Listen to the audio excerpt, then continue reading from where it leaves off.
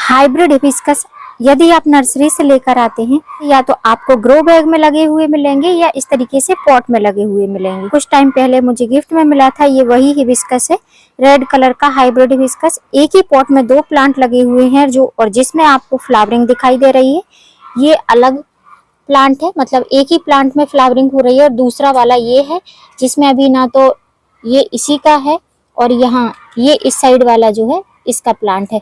तो 2 प्लांट है, अब पता नहीं कौन से कलर के हैं, एक ही कलर के होंगे जहां तक है। तो इसकी ग्रोथ उतनी अच्छी नहीं हो रही, ना ही इसमें बर्ड्स बन रही हैं, तो इसमें से मैं दोनों को सेपरेट कर दूंगी। उसके पहले मैं आपको बता दूं, जब भी आप हाइब्रिड हिबिस्कस नर्सरी से लाते हैं तो आप चेक कर लीजिए कि उसमें कहीं इस तरीके की बास्केट तो नहीं लगी हुई है। मेरे प्लांट में बास्केट लगी हुई है, एक में तो प्रॉपर दिखाई दे रही है, एक में दिखाई नहीं दे रही है। तो इसको मैं सेपरेट करूंगी। तो आज आपके साथ मैं शेयर करूंगी कि बास्केट में लगा हुआ प्लांट किस तरीके से रिपोर्ट करना चाहिए और कौन कौन सी हमको सावधानी रखनी चाहिए। तो कुछ बातें जो रहती है, जैसे कि ये पूना वैरायटी का प्लांट है और रेड सॉइल और कोकोपीट में लगा हुआ है, तो ये इस तरीके का सॉइल मिक्स मेरे गार्डन में तो बिल्कुल भी सरवाइव नहीं करेगा। आप देख सकते हैं कितने सारे कीड़े मकोड़े होने लगे हैं इसमें। और हम टेरेस गार्डनिंग करते हैं तो हमको ऐसा कुछ सॉइल मिक्स चाहिए जो कि हमारे प्लांट की जड़ों में थोड़ा सा नमी बना कर रखे। ये सॉइल मिक्स ऐसा है कि सुबह पानी डालती हूँ और शाम को आती हूँ तो फिर से इसकी पत्तियां जो है मुरझाई हुई आप देख सकती हैं। हेल्दी प्लांट है लेकिन पत्तियां इस तरीके से येलो होने लगी हैं। कारण यही है, पत्तियां मतलब कि जो अपने आप येलो होती हैं वो पत्तियां झड़ती हैं, लेकिन ये येलो हो रही हैं पानी की कमी की वजह से, जिसके कारण इनकी पत्तियां झड़ नहीं रही। इसको तोड़ने में जो है जोर लगाना पड़ रहा है। तो यदि आपके पास में भी हाइब्रिड हिबिस्कस है और जो है बास्केट में लगा हुआ हिबिस्कस है या रेड सॉइल में लगा हुआ हिबिस्कस है, तो आज जैसे मैं रिपोर्ट करूंगी उस तरीके से आप भी अपने प्लांट को सेम इसी तरीके से रिपोर्ट कर सकते हैं। यहाँ पर आप देख रहे हैं ये भी मेरा कटिंग से लगा हुआ हिबिस्कस है जो बहुत अच्छे से ब्लूम कर रहा है। इसको मैं रेयर ही दिखाती हूँ अपने गार्डन में, क्योंकि जब ये ब्लूम होता है तो मैं इसको कैप्चर नहीं कर पाती हूँ। अभी आप देख सकते हैं बर्ड्स बहुत अच्छे से बन रही हैं। तो हिबिस्कस के फ्लावर तो मेरे गार्डन में बहुत सारे ब्लूम होते हैं। फ्लावर एक ही जैसे होते हैं, थोड़ा सा साइज में फर्क होता है। हाइब्रिड हिबिस्कस के फ्लावर काफी ज्यादा जंबो साइज के होते हैं। हिबिस्कस की रिपोर्टिंग करने के लिए हमको जो सॉइल मिक्स चाहिए वो बहुत ही अच्छा होना चाहिए। आप अपने गार्डन के हिसाब से रख सकते हैं कि आप अपने गार्डन को कितना टाइम देते हैं। तो मैं बहुत ज्यादा टाइम तो नहीं दे पाती हूँ, तो मैं आपको सॉइल मिक्स बताती हूँ। सबसे पहले ये हमारे गार्डन की सॉइल जिसमें सैंड मिक्स है, हमेशा ही बोलती हूँ इसको मैं सूखा सूखा कर रखती हूँ। तो ऐसे जो पार्टिकल्स आपको दिखाई दे रहे हैं, जड़ वगैरह निकालना हो निकालना, नहीं निकालना हो नहीं निकालना। दूसरा है फंजीसाइड, जिससे कि हमारे प्लांट की जड़ों में किसी प्रकार का फंगन ना लगे। तीसरा है सैंड। वैसे तो मैंने सैंड आपको बताया कि इसमें सैंड मिक्स है, लेकिन तब भी मैं थोड़ा डाल रही हूँ। तो इस तरीके से आप अपने जगह के हिसाब से सॉइल प्रिपेयर कर सकते हैं। उसके बाद में मैंने ली है ये गोबर की खाद। गोबर की खाद बहुत जरूरी है। गोबर की खाद से आपके प्लांट में फ्लावरिंग भी होगी और उसके बाद में इसमें जो है ग्रोथ भी अच्छी होती रहेगी। ये इतना सॉइल मिक्स हो गया। उसके बाद में हमको 2 प्लांट में यूज करना है। तो ये है रिपोर्टिंग शॉक से बचाने के लिए एप्सम सॉल्ट, मैग्नीशियम सल्फेट। तो इसको भी 2 चम्मच लूंगी मैं। उसके बाद में इस पूरे सॉइल मिक्स को हमको अच्छे से मिक्स कर लेना है। अब यहाँ पर आप देख सकते हैं सॉइल मिक्स बहुत अच्छे से मिक्स हो चुका है। आप चाहें तो इसमें थोड़ा मॉइस्चर बनाने के लिए आप इसको थोड़ा सा पानी डालकर गीला कर सकते हैं, जैसे कि आज मैं करूंगी। तो थोड़ा सा पानी डालूंगी जिससे कि जब हम रूट ओपन करें, तो जब हम मिट्टी में रूट्स को रखें हमारे प्लांट की, तो थोड़ा सा मॉइस्चर मेंटेन होना चाहिए। तो इस तरीके से चाहें तो आप 1-2 घंटे के लिए रख भी सकते हैं। मैं 1-2 घंटे के लिए नहीं रखूंगी, इनको तुरंत ही रिपोर्ट करूंगी। तो देख सकते हैं मिट्टी में थोड़ी सी नमी हो गई है। लेंगे अब इस हिबिस्कस के प्लांट को पॉट में से निकालेंगे और दोनों को सेपरेट कर लेंगे। तो मैं क्या करूंगी, पहले पूरा गमला ही खाली कर दूंगी। पूरे गमले को मैं ऐसे फिंगर लगाकर और पलट लूंगी, क्योंकि इसका सॉइल मिक्स जो है बहुत अच्छा नहीं है। मेरे टेरेस के हिसाब से ये सॉइल मिक्स इसमें नहीं चल पाएंगे मेरे प्लांट। फ्रेंड्स, मैंने इनको निकाल लिया है रूट बॉल से और आप देखिए कितनी सारी रूट्स बनी हुई हैं इसमें। तो पूना वैरायटी की प्लांट की यही खासियत होती है कि जो वो सॉइल मिक्स बनाते हैं वो बहुत अच्छा होता है उनके हिसाब से, उनकी जगह के हिसाब से। हमारी जगह के हिसाब से नहीं चलेगा ये प्लांट ज्यादा दिन तक। इसमें बहुत सारी चींटियां धीमे धीमे लगने लगी थी, जिसके कारण मुझे इसको रिपोर्ट करना बहुत जरूरी हो गया, क्योंकि प्लांट काफी दूर से आया था।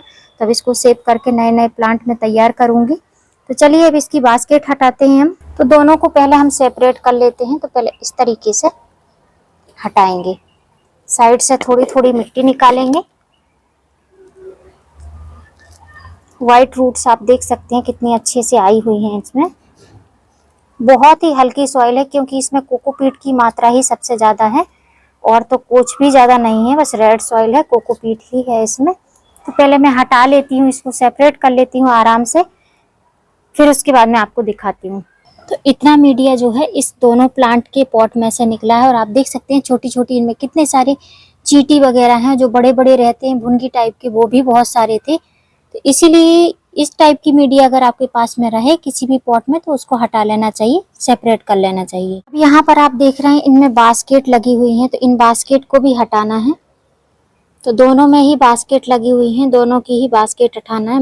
बास्केट हटाने के लिए आप आराम से सेपरेटली इसको कट करना पड़ेगा, ध्यान देना पड़ेगा जिससे कि कोई प्रकार से रूट डैमेज ना हो, बास्केट आराम से निकल जाए। रूट्स इतनी ज़्यादा हैं कि बास्केट किस तरीके से निकाली जाएगी पता नहीं है, लेकिन तब भी कोशिश कर रही हूँ कि निकल जाए बास्केट। अगर आप रिपोर्टिंग कर रहे हैं तो कोशिश करिएगा कि शाम के टाइम पे रिपोर्टिंग करें, मेरी तरह मत करिएगा। मैं 10-11 बज रहा है तो कर रही हूँ क्योंकि मैं रिपोर्टिंग करती रहती हूँ। आप शाम के टाइम में करेंगे ना तो रिपोर्टिंग सक्सेसफुल होने में ज़्यादा चांसेस रहेंगे। तो पहले मैं इसकी बास्केट हटा लेती हूँ चारों तरफ से, आपको दिखा देती हूँ। अगर आप कभी कट करते हैं तो इस तरीके से आप थोड़ा थोड़ा करके कट करें इसको। रूट बिल्कुल भी कट नहीं होनी चाहिए, इस चीज़ का आप ध्यान रखिएगा। तो पहले कट करके हटा लेती हूँ फिर दिखाती हूँ। तो फाइनली दोनों ही प्लांट की बास्केट निकल चुकी हैं जो कि इस तरीके से थी। तो एक प्लांट ज़्यादा रूट है उसमें जिसमें फ्लावरिंग हो रही थी, तो ये वाला प्लांट जिसमें फ्लावरिंग हो रही है ये वाला, तो इसमें रूट आप देख सकते हैं बहुत ज़्यादा रूट है। इसकी बास्केट निकालने में बहुत ज़्यादा प्रॉब्लम हुई। और ये प्लांट जो है थोड़ा छोटा है, इसमें रूट कम है, इसलिए इसमें भी बिल्कुल ग्रोथ नहीं हो रही थी क्योंकि प्लांट की जितने भी फर्टिलाइजर डले हुए थे पूरी एनर्जी यही सब कर ले रहा था। इस वाले प्लांट को ग्रोथ करने के लिए बिल्कुल भी जगह नहीं मिल रही थी। अब फ्रेंड्स अगर आप चाहें तो इनको थोड़ी देर फंजीसाइड वाले पानी में भी डिप करके रख सकते हैं, लेकिन मैं डायरेक्ट इनको लगाऊंगी, बहुत ज़्यादा इनमें हवा नहीं लगने दूंगी और अब इन प्लांट को मैं लगा दूंगी डायरेक्ट पॉट में। प्लांट लगाने के लिए मैंने वही नर्सरी वाले पॉट लिए हैं। इसमें राइस हस्क है जो पुराना, इस बार तो मुझे राइस हस्क मिला ही नहीं है, तो ये पुराना किसी पॉट में से निकला था तो उसको लगा लिया है। इसको मैं नीचे ड्रेनेज होल कवर करूंगी इससे, और दूसरा वाला जो है वो थोड़ा सा छोटा पॉट है और इसमें मैं ये सिंथेटिक कॉटन का यूज करूंगी। ड्रेनेज अच्छे होने चाहिए, इस चीज का विशेष ध्यान रखना। अब हम जल्दी से सॉइल मिक्स को इसमें फिल कर लेते हैं और प्लांट को लगा देते हैं क्योंकि रूट ओपन हो गई है, उनमें बहुत ज़्यादा एयर नहीं लगनी चाहिए, इस चीज़ का हमको ध्यान रखना है और जल्दी से इसको शिफ्ट कर देना है दूसरे पॉट में। इतनी सॉइल डाली है, उसके बाद मैं सिंपल इसको इस तरीके से रख के, अभी इसको हम बहुत बड़ा पॉट नहीं देंगे क्योंकि 8 इंच के पॉट में ही लगा था, इसी में हम इसको लगाएंगे और इसी तरीके से रख कर सॉइल को फिल कर देंगे। इसे सॉइल फिल करके और टैप टैप कर देना है जिससे कि कोई भी एयर पॉकेट्स ना रह जाएं पॉट में। सेम इसी तरीके से दूसरे प्लांट को भी हमको रिपोर्ट कर लेना है। और फ्रेंड्स जितनी भी ये आपको ये रूट्स दिख रही है और थोड़ा सा रूट बॉल दिख रहा है, इसको टच नहीं करना, इसको सेम ऐसे ही रख देना है और सॉइल मिक्स से कवर कर देना है। और दूसरी बात ये जरूर ध्यान देना है कि जितना आप इसको दबा रहे हैं, जितना पहले ये इतना इधर तक दबा हुआ था सॉइल मिक्स से जो नर्सरी पॉट में लगा हुआ था, उतना ही आपको इसमें भी दबा कर रखना है जिससे कि इसको ऐसा फील नहीं होना चाहिए कि दूसरी जगह ये शिफ्ट हो चुका है। तो देख सकते हैं फ्रेंड्स, इसको भी मैंने इसी तरीके से रिपोर्ट कर दिया है। प्लांट को रिपोर्ट करने के बाद में इनको हमको इंस्टेंट पानी देना है और पानी भी थोड़ा सा ठंडा होना चाहिए। पानी हमको ऐसे हाथ लगा कर देना है जिससे कि किसी भी प्रकार के गड्ढे इसमें गमले में नहीं बनने चाहिए और पानी हमको रुक रुक के देना है जब तक कि हमारे पॉट के ड्रेनेज से, मतलब निचली सतह से पानी निकलने ना लगे। आप चाहें तो थोड़ा थोड़ा पानी जो है इसके ऊपर भी आप स्प्रिंकल कर सकते हैं, स्प्रे कर सकते हैं, जिससे कि पौधे आपके बिल्कुल फ्रेश बने रहें। तो इस तरीके से रुक रुक के पानी देंगे, जैसे ही मिट्टी सूख जाएगी उसके बाद में हम थोड़ा पानी फिर से देंगे। पानी जब तक देना है जब तक कि ड्रेनेज से पानी निकलने ना लगे। आप चाहें तो इसमें फिर से एप्सम सॉल्ट का पानी का स्प्रे कर सकते हैं, लेकिन मैंने जो है सॉइल मिक्स में दे दिया है इसलिए मैं दोबारा इसमें स्प्रे नहीं करूंगी। एकदम जड़ तक इसकी जो है मिट्टी जो है निचली सतह तक पूरी गीली हो जानी चाहिए जिससे कि रूट को किसी भी प्रकार का प्रॉब्लम ना हो। एकदम मॉइस्चर मेंटेन रहना चाहिए, जैसे कि पहले के पॉट में कोकोपीट रहती थी तो मॉइस्चर मिलता रहता था, काफी हद तक कोकोपीट में मॉइस्चर रहता है, जो कि होल्ड करके रखता है मॉइस्चर।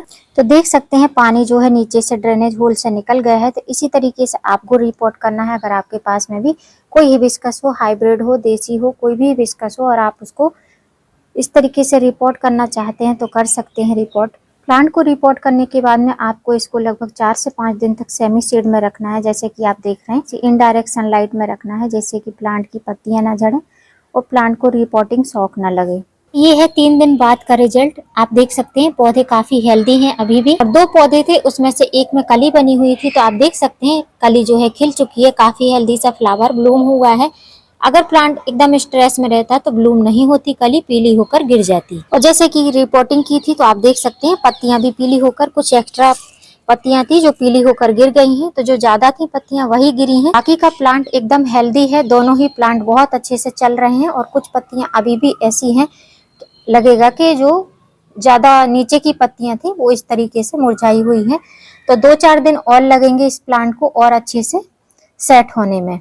इसका कारण ये है पत्तियां ज्यादा मुरझाई हुई दिखने का, क्योंकि ज्यादा धूप रहती है जिसके कारण से पत्तियां काफी ज्यादा स्ट्रेस में आ जाती हैं। तो जैसे ही ठंडक होगी, जैसे ही ठंडक मिलेगी इनको, पत्तियां और भी काफी अच्छी हार्ड सी हो जाएंगी, जैसे कि हाइब्रिड गुड़हल की होती हैं, एकदम फ्रेश और जो है कड़क पत्तियां रहती हैं इनकी। तो उसी तरीके से हो जाएंगी, क्योंकि इनको जो है जितनी धूप पसंद होती है उतनी ही ज्यादा ठंडक पसंद होती है।